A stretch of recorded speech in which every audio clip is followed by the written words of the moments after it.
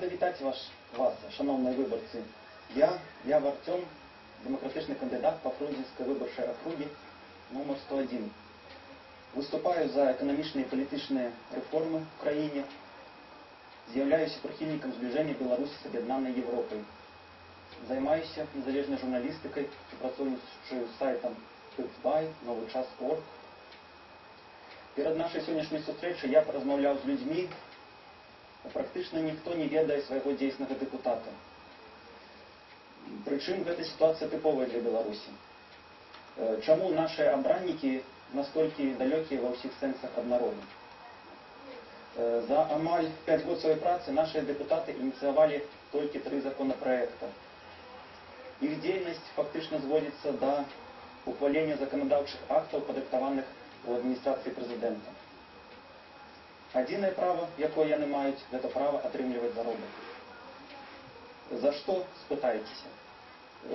Що це, коли не профанація ідей парламентаризму? Парламент перетворився в ширму, в декорацію.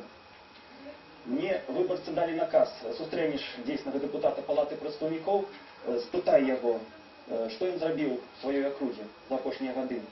Чи ведає він проблеми ЖКХ окрузі? Люди, які останні роки жили сам на сам зі своїми проблемами, не бачили свого депутата побач у тяжкі для їх хвилини. Коли відбувалася девальвація, коли росли кошти на продукти, коли бідніли пенсіонери, коли поступово підвищався кошт, поступово становилась платна медицина і едукація вища. Ці люди чекають правоздачі. Тільки з цієї причини я, виконуючи волю виборщиків, викликаю шановного господаря депутата і провладного комуніста Олексія Кузьмича, який балотується зі мною по Фрунзенській 101 окрузі, на публічні дебати. Безґрунтовної справоздачі дійсного депутата мої виборщики не бачать сенсу уділу у виборах. Так мені не заявили. Хочу затронути ще одну важную проблему. У нашій країні амаль немагчыма знайти правди. Особливо, коли спрэчка здараецца паміж державой і громадянином. Люди відчувають себе безобороненими перед силовими структурами, головной задачей яких стала ахова існуючої влади, а не оборона правов і свободи звичайних людей. Хіба це нормально? Усіх частей силовики практикують адвольне затримання, фабрикують адміністративні справи. Подобный выпадок здаровся и со мной летось на годовину протесту супротив фальшування виборів 2010 года. Меня затримали міліціянти. Яны сфабрикували протокол об тем, что я об 11 године ночи, знаходжуся у отделении милиции Ленинского района, 10 хвилин лаюся матом. Хіба ви можете себе такое уявить? Люди стомились от подобного беззакония. І ще, у склад участкових виборчих комісій включено тільки 12 представників партії ДНР, при тим, що було подано 230 заявок. Не включено ні одного представника Руху за свободу. А включення в комісії було одною з умов уділу партійних кандидатів на виборах, уділу у виборах до кінця. Коли влада не виконує другу умову, визволення політв'язнів, я буду з вами розвітатися.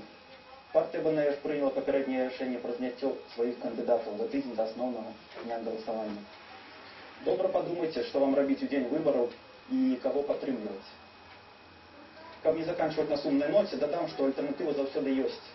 Ранее чи позднее на змену кризису и застою, які непорывно зв'язані з нездольною до реформування існуючої влади, може прийти розпрацьована вибітними експертами при підтримці Руху за свободу так звана народна програма.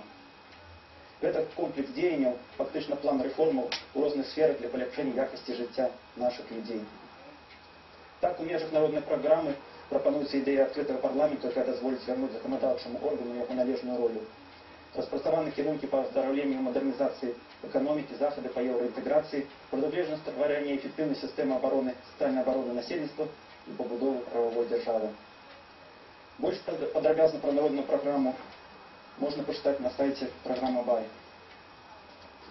Настав час розвітатися. Вельми радий був зустрічі з вами, шановні виборщики. Дякую за увагу. Кандидат в депутати по Фрунзенській 101 виборчій окрузі Артем Ява.